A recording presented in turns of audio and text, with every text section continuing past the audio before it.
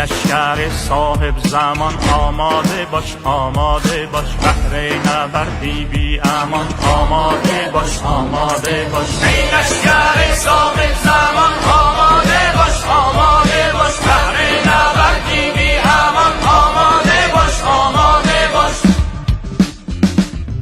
سخت ولی باید بکن به خاطر تو از دنیا مردای بدبین رو گفتن رمزه آخر با مرا.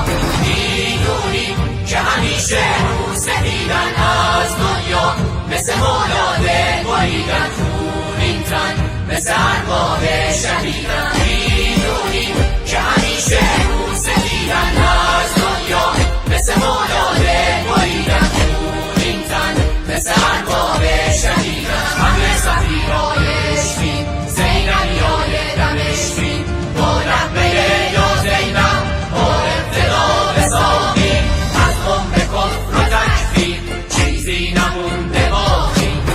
ای هم سنگر بیا با بانگی آشنا الله اکبر، الله اکبر. ای رهبر آزاده آماده ایم آماده، ای رهبر آزاده آماده ایم آماده.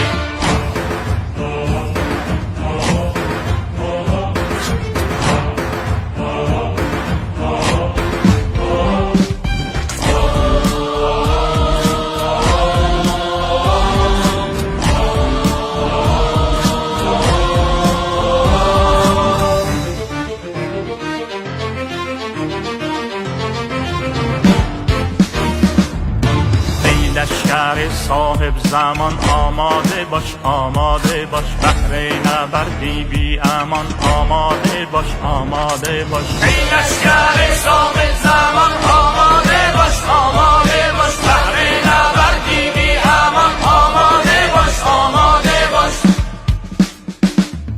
سجاده شدن سنگرها در صلوات انصرها دوباره با صبر و ایمان چشم راهن مادرها.